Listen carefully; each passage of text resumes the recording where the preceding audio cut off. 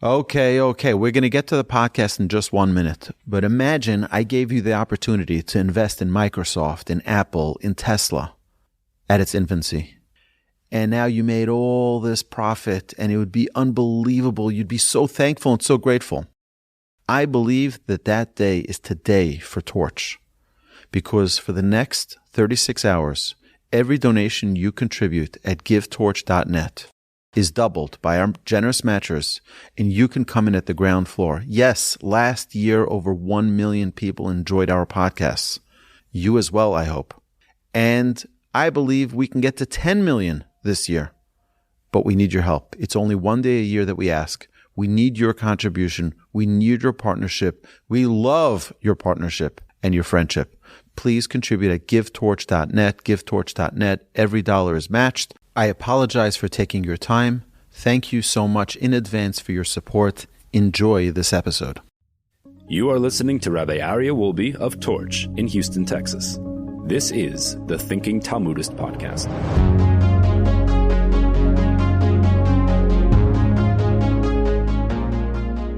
Whether one should come on to the charity of the community when they are in need. If he has 2 meals, if he has 3 meals, if he has 4 meals, etc., etc. And we went into all of that last week. Now the Talmud's going to continue and go a little bit further into this. And again, we are on page 118a in Tractate Shabbat. V'haditnan, and in regard to that which we learned in the first segment of the Mishnah, ein pochasin la'ani ha'over mimakom l'makom. We do not give a poor man who travels from place to place. All right, if one is passing through the city and will depart before nightfall, meaning Saturday night, right after Shabbos, he is leaving. Mikikor bepudyon me'arbas in bisela. Then a loaf of bread that costs a pudyon, when 4 sa'as of flour cost the sela. Lon, but if he stays, no sinlo parnasas lino, we give him the provisions for night lodging.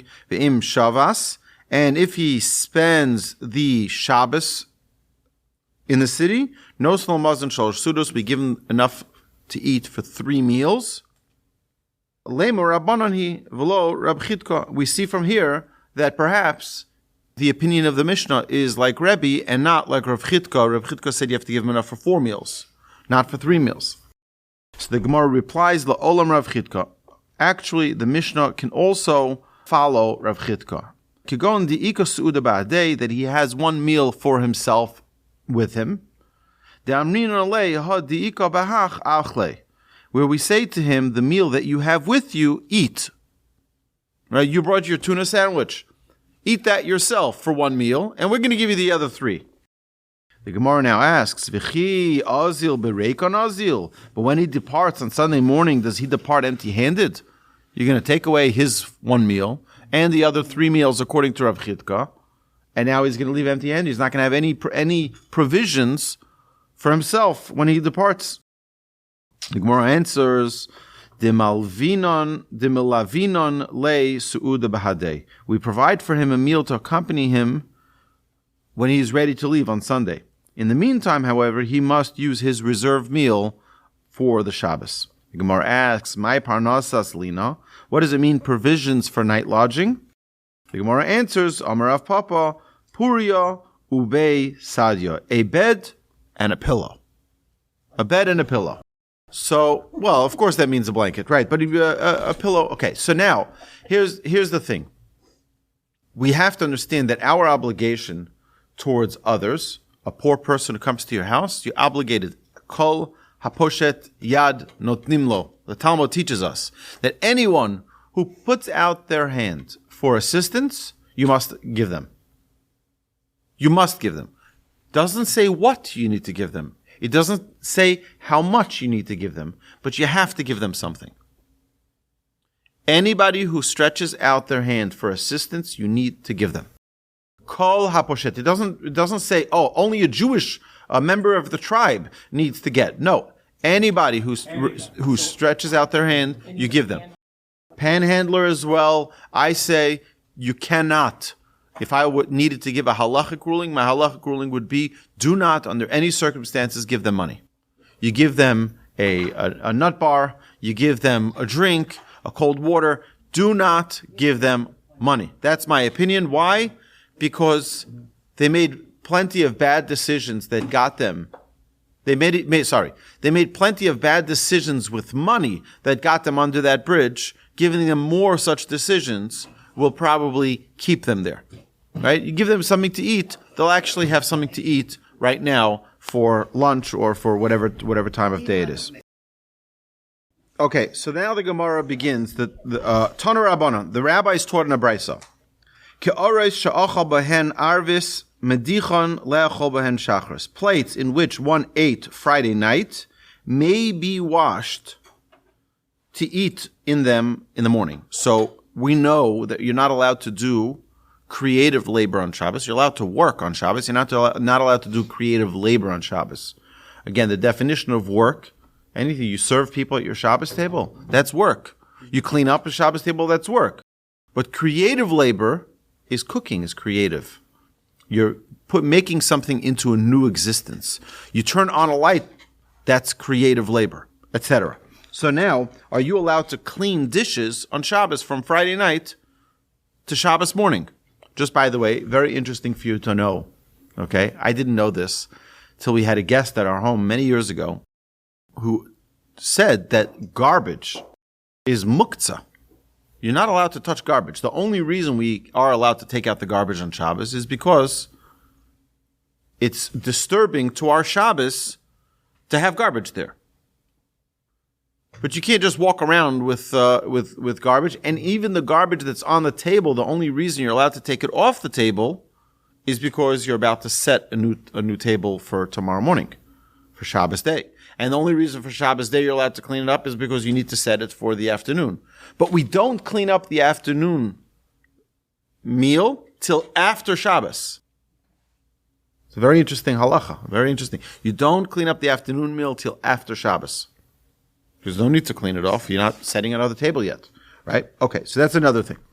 But shachris medichon le'achol b'hem tzaraim, those in which he ate, the plates in which he ate in the morning, may be washed to eat in them in the afternoon. But tzaraim medichon le'achol b'hem mincha, and this is what the quote of the brisa is. And the afternoon meal he may wash to eat it for the mincha meal. But from the mincha and onward, however, he may no longer wash his plates because they will no longer be needed on Shabbos. Avalkosos v'kitonios v'tzluchios nediach v'holech kol hayom kulo. But cups, drinking ladles, and pitchers may be washed all day long, even after mincha time. Lefi she'ein keva l'shtiya. Why? Because there's no fixed time for drinking. People are prone to drink anytime, even outside of meals. What does this tell us, this brisa? What does this brisa tell us? That how many meals do you have? 4 meals. So maybe it's holding. So maybe it's holding like Rav Chitka. So the Gemara digresses to discuss the reward for observing 3 Shabbos meals. Amar Rabbi Shimon ben Pazi. Rabbi Shimon ben Pazi says, Rabbi Shimon the son of Pazi, Amar Rabbi Shua ben Levi said in the name of Rabbi Shua ben Levi, who said it, Mishum bar kapara, in the name of bar kapara. Again, this is something we quote many, many times, right? That we talk about many times when we learn Talmud. The source is very important. It's very important to know who the source is that's sharing with you this information.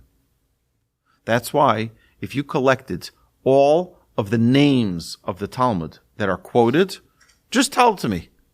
They said, no. We want to know who said it. You got to give me a truth. There's no anonymous sources in Talmud. Because when you're seeking truth, you need to know the source. When you're seeking falsehood, you give anonymous sources. Because everyone's hiding. Everyone's hiding. It's usually not authentic.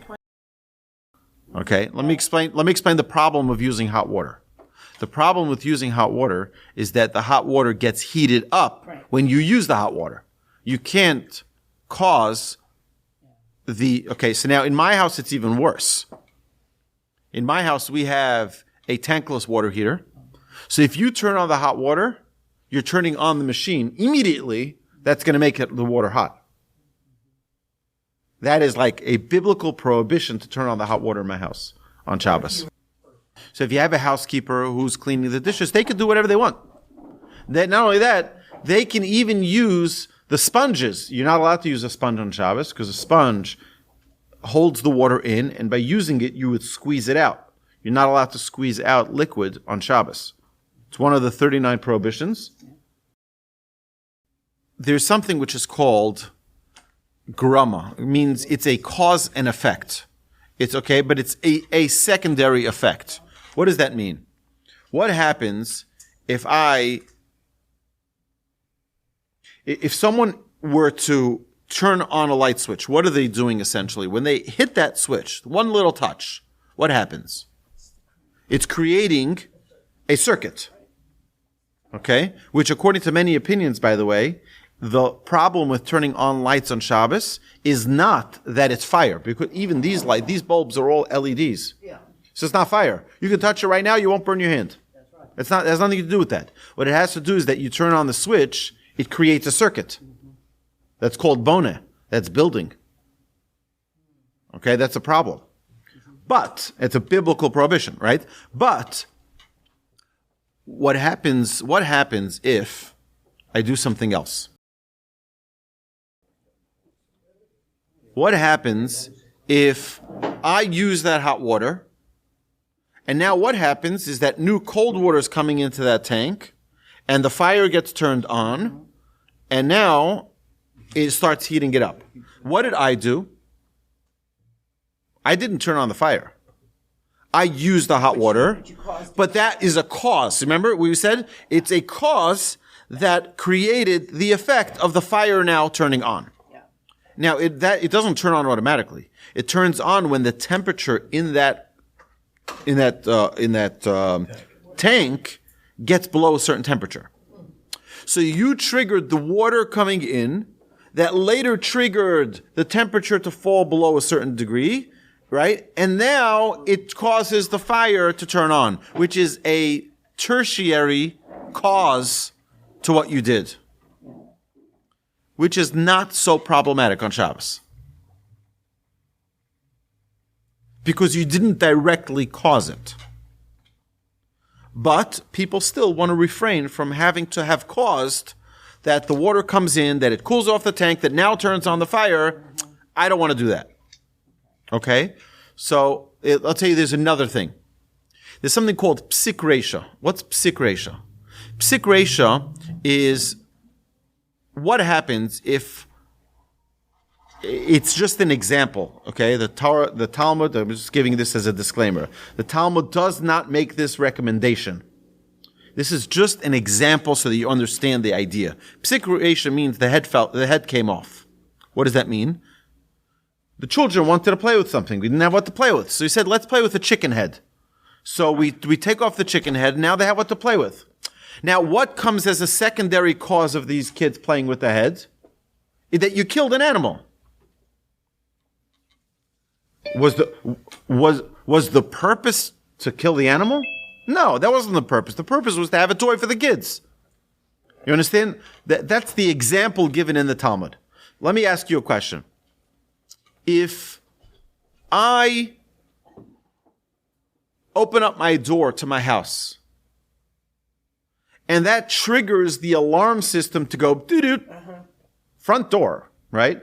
Did I do that? No, I opened the door because I want to walk out.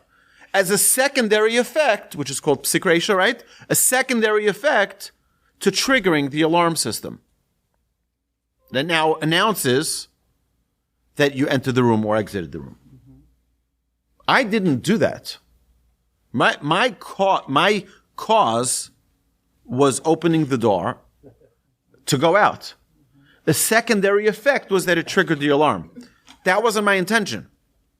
Right? So according to halacha, that would not necessarily be problematic.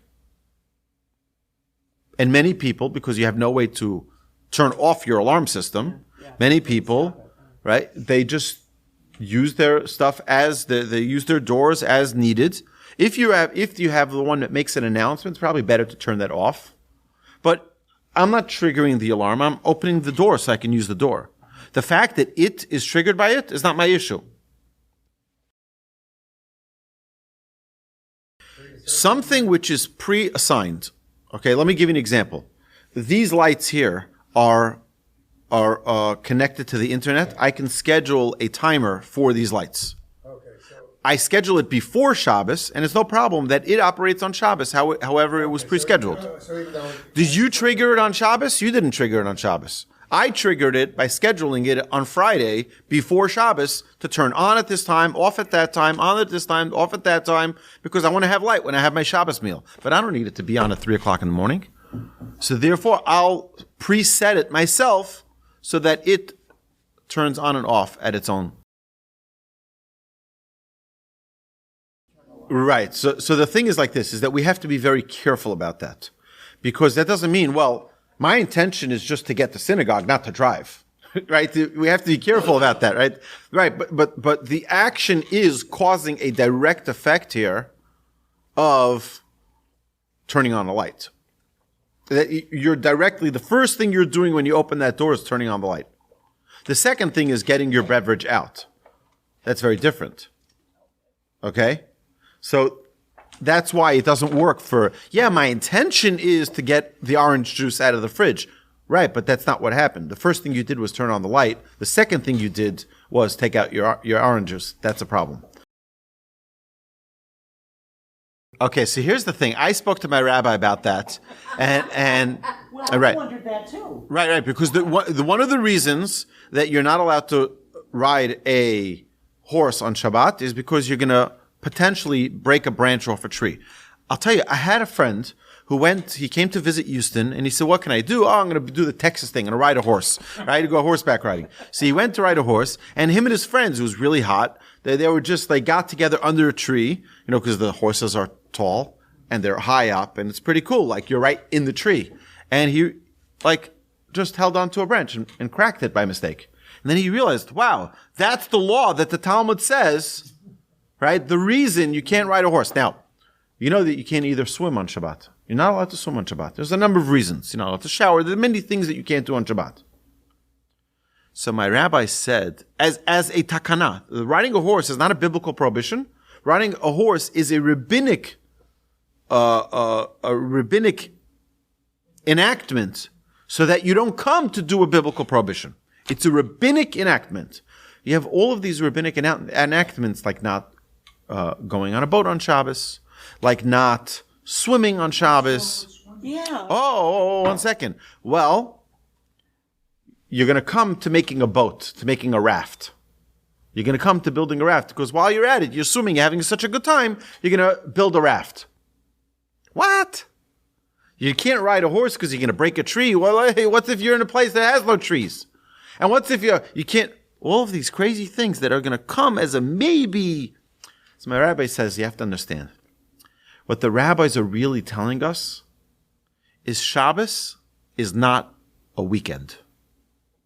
These are things you do on weekend activities. You go with your family on a Sunday, and you go to the beach, or you go to the lake. What do? You go swimming, you go on a boat, you ride a horse. These are vacation type things. These are weekend type things. Shabbos isn't weekend. And what the rabbis wanted us to understand is don't make your Shabbos a weekend. Shabbos is a day of holiness. Shabbos is a day of sanctity. Shabbos is a day where we don't try to find things to entertain us. Shabbos is a day where we have solitude with the Almighty. It's a day where we are devoted to our relationship with God. Sunday morning, go and ride your bicycle. Bicycle also is prohibited. Why? Because the chain is going to break. You can't play music because these are all things that you do when you're on a weekend. Weekend activities are prohibited on Shabbos. I actually, just so that you know, and I mentioned this previously, and I know this might end up one day on a podcast, even though I'm recording it and it's going to go online probably. I do have special clothes for Shabbat. I have a special jacket for Shabbat, a special suit, and a special ties that I only wear. Even I go to a wedding. I went to a wedding last night. So I wear, Shabbos clothes for that. But there are certain things I don't wear even for a wedding. Right? Certain things that it's just for Shabbos. So then, and we're going to learn this soon more about this in the Talmud. You're supposed to have special foods for Shabbos. You have special things that are just for Shabbos. In fact, the halacha also says you're supposed to have special lights for Shabbos. There are certain lights you only turn on. We have certain lights in our house we only turn on for Shabbos. Special for Shabbos. Right? Like the one over the sink, and we have a special one. Right? It looks different. The house, there's a different aura on Shabbos. It's a whole different set of rules.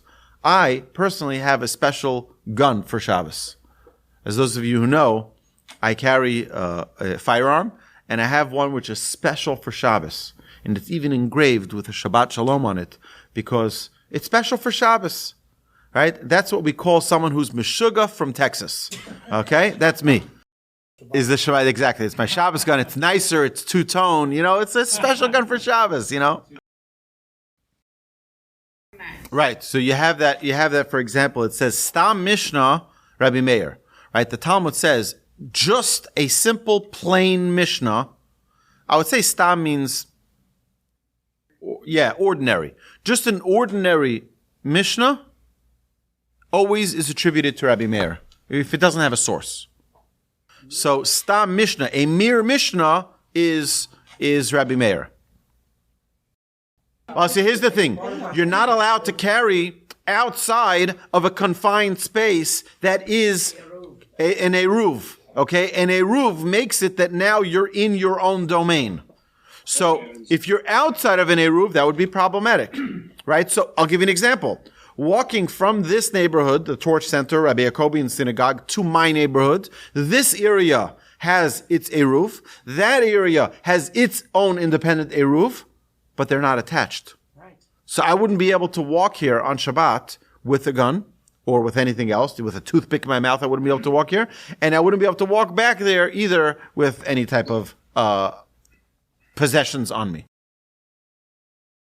Can you do that? No, he cannot. Why can't he? So, firstly, is because most likely that any rabbi who says it's okay, you can do what you want, and is probably never even saw the verses in the Torah, and probably never studied the Talmud. I'll give you the story. Okay, and is usually punching way above their weight. Okay, way. Okay, they have no right to say that. Let me give you an example. There was a dispute after Rabbi Moshe Feinstein. Rabbi Moshe Feinstein, again, just to put it into perspective here, we mentioned it numerous times, was a Torah giant. He finished Talmud over 400 times. He knew every in and out. Right? You ever read a book, any book, 400 times? You ever watch a movie 400 times? You did. Which one? The Ten Commandments movie? 400 times? How many times did you really watch it? Probably 20. 20 times. And you know probably every line. Imagine if you did watch it 400 times. You would know it inside out, okay? Really get bond with Charlton Heston. I know. So what happens is that Rabbi Moshe Feinstein set a ruling that you cannot make an Eruv, that we just mentioned, the aforementioned Eruv, you cannot make the Eruv in New York City. Any place, the 5 boroughs of New York City cannot ever have an Eruv. Why? Because the halacha says, the Talmud teaches us, that you can make your own domain except in a city that is considered a thoroughfare. What's the definition of a thoroughfare? A place that has over 600,000 people traveling through it every day.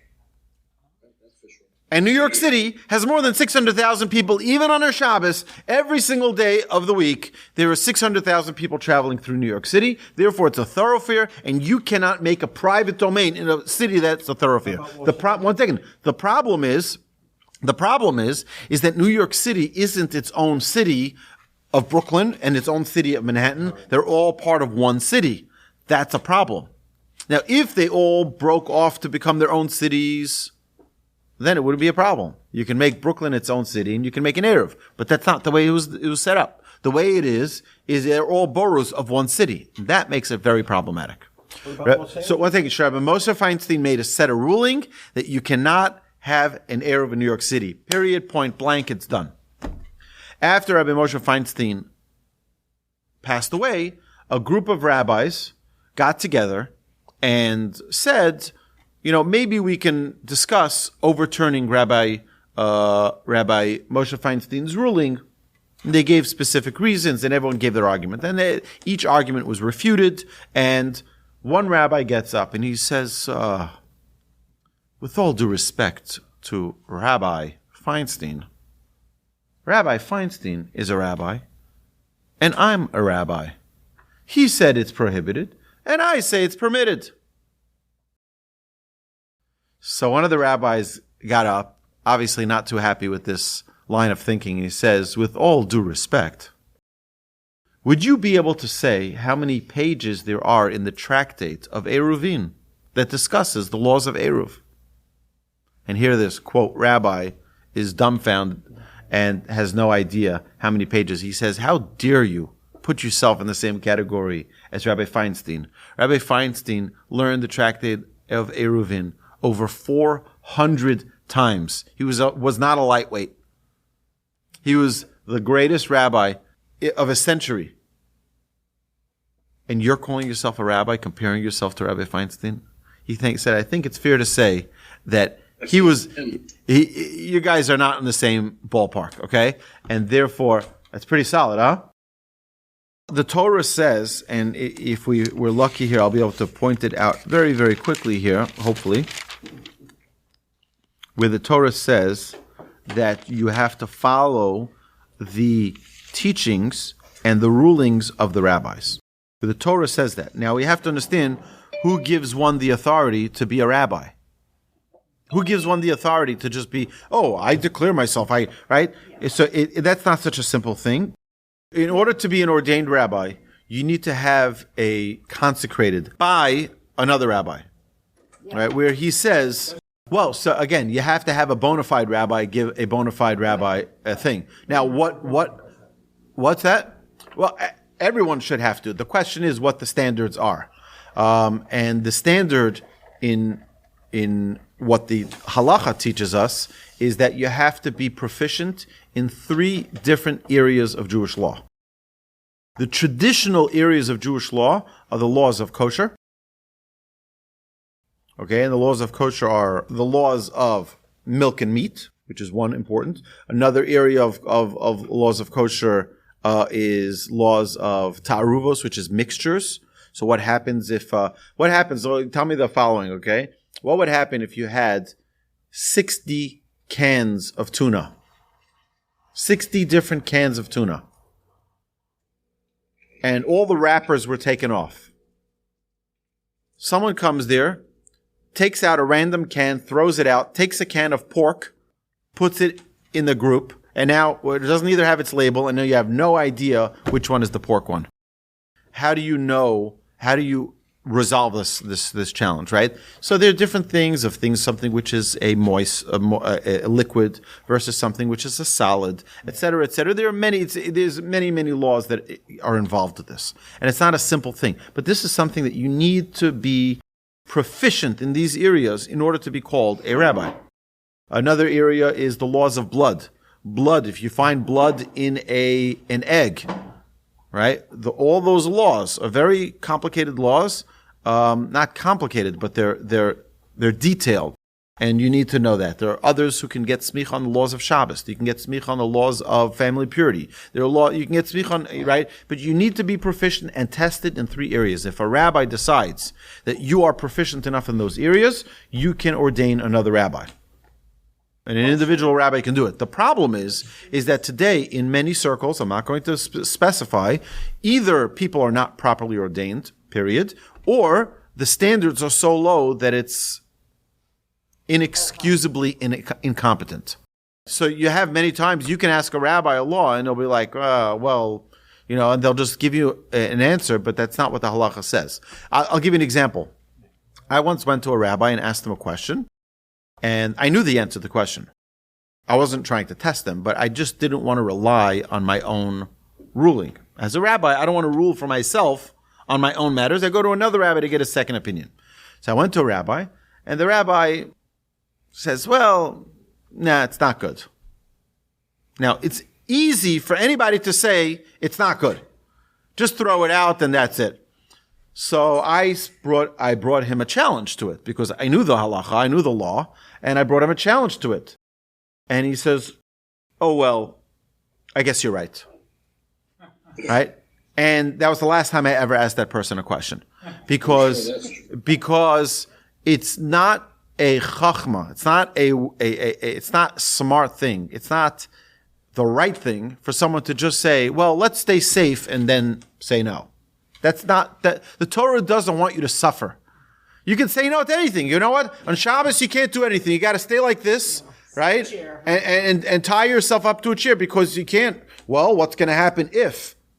That's not the way it works. The Torah was given to us to enjoy and to maximize life, not to limit life and just, I don't know the answer, so it's prohibited. My wife and I get at this all the time, right? We get into this argument where something would come up on Shabbos and my wife will immediately say, oh, no, you can't do that. I'm like, why not? Says, everything's permitted. I'm like, yeah, we have this argument. My wife is like, she's the one who's more religious. But either way, so I'm sorry, she's the one who's more religious, right? I'm the one who's always more lenient. I always take Sahava side in anything. You should take Sahava side in anything. But people come to me and ask me a question. Well, I'll base it on my knowledge of the halacha. If I'm not proficient, I will tell them that. I'll say, I'm going to have to research that. Someone asked me a question just this week. And it was a complicated question. I didn't know the answer. I said, you know what? It's a very good question. I don't know the answer. I'll have to get back to you. I'll do my research and get back to you. So it's better to say I don't know than to give the wrong answer. And to say it's not good when it is good is the wrong answer. Or to say that it is good when it's not good is not either a good answer. It's the wrong answer. Yes. Well, if a rabbi gets up and says at his sermon that he can't wait to go home and eat his bacon or what, shrimp? Well, I don't know. I think it was shrimp. Well, so I think it's a violation. I think it's a violation of his dignity. I think it's a violation of his dignity. Look, I would never count such a person as a rabbi, and the reason I wouldn't is because what do they stand for?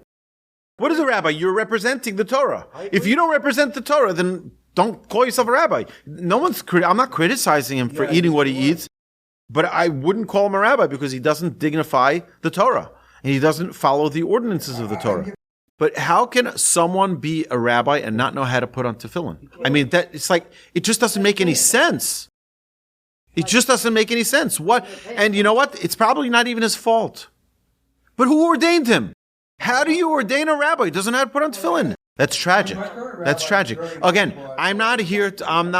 I don't believe in any labels. I don't believe in orthodoxy. I don't believe in reform or conservative or reconstruction. I believe they're all baloney. I think every individual has to be knowledgeable, whether they're a rabbi or not a rabbi. I think we all have the obligations of the Torah, notwithstanding what membership we have or who we affiliate with. The Torah doesn't say, oh, you're a Reformed Jew, you don't need to do this. You're a conservative Jew, you don't need to do that.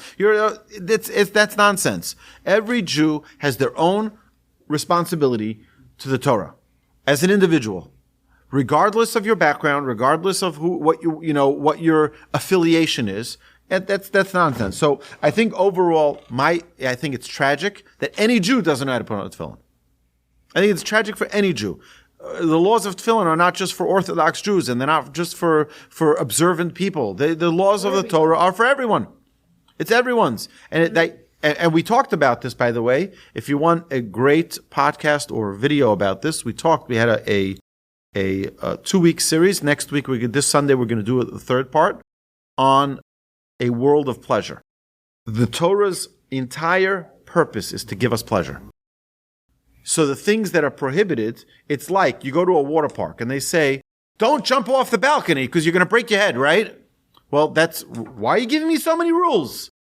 Why are you giving me so many rules? I just came here to enjoy myself. I'm at an amusement park. Why are you telling me don't walk in front of the roller coaster? Right? Why are you telling me that? You're making me limited. You're taking away my opportunity for pleasure. Well, in the spiritual realm, pork is a block to your spiritual connection to the Almighty. So yeah, the Torah is going to prohibit us, not because of trigonosis, and not because of whatever these people are saying. That was back then. Oh, back then, there was trigonosis and there was... Really, give me a break. Give me a break. But that's such trash. It's such trash for someone to say that. Because the Torah says so. Because it's going to... Well, that's the symbol of a kosher, non-kosher animal. The Torah says, do not, because it will defile your soul. That's why. It will defile your soul, and you won't be able to take in the spiritual vibes that are required to connect on the highest level and to fulfill yourself and maximize pleasure in this world. There are certain things, right? You know what? When you go to a doctor for a certain type of checkup, not to be mentioned here, they say, don't eat this and don't eat that, only drink this and only drink that. Excuse me? Who are you to tell me what to do with my own body, right? My body, my choice. Well, guess what? If you want this test to work right, we need you to follow certain rules. If you want certain connection with the Almighty, you have to follow certain rules, which now helps us understand why men and women have different laws that apply to them. Because I think everyone on planet Earth would agree that men and women are uniquely different, not only physically, but also spiritually. Who's more spiritual, men or women? Women.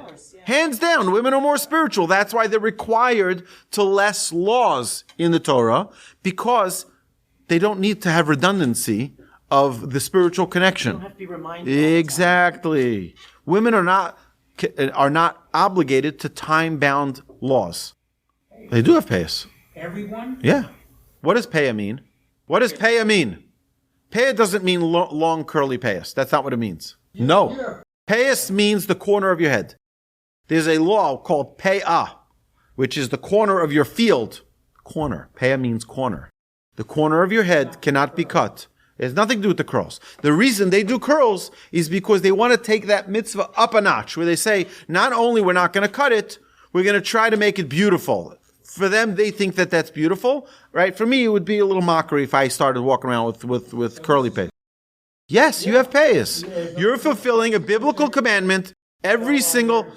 You are a spiritual billionaire, because every single day of your life that you had, How can I get it up here? Well, that's a good question. You know what?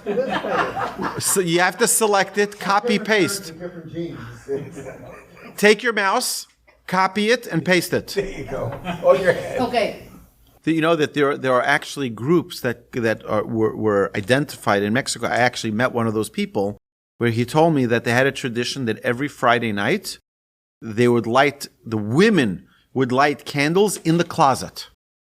They have no idea why, but they do it every single Friday night at sunset. Right? Where is it? It comes from the Moranos. The Moranos, when they were running away from Spain, they had fear of being caught, so they would light the candles in the closet, not knowing. Now, these people didn't know, and they were converted. There was an entire community that converted to Judaism because it was made pretty clear. Now, why do they need to be converted? Because we don't know. So because we have the doubt, we don't have the direct link to the Jewish ancestors, we do something which is called gerut l'chumra, a stringency-based conversion. That means they don't need a conversion per se, but we do it just in case their link was flawed at some point. So we do it. Now, we have many cases like this where I've had people who are 100% confident that they're Jewish, and we don't doubt it, ever. But when we got into a whole conversation about it, this is 2, 3, 4, 5 years after they were, involved in learning and growing, and, I said, I just found out that my great-grandmother was adopted. My maternal great-grandmother was adopted. And it gets to the whole question. What do you mean she was adopted? Was she adopted from a Jewish family, from a non-Jewish family, et cetera, et cetera? So they did. He went through a stringency conversion. Just in case. What does it hurt? You go dunk into the water, and now you're guaranteed. You're kosher. I can tell you're 100% Jewish, okay? Not a question. All right. My dear friends, have an amazing Shabbos. Thank you so much. I appreciate the robust conversation. And I actually need to run to another meeting, so that's why I'm going to have to cut it short. Not short, we're over time already, but all right, everybody, have a great Shabbos.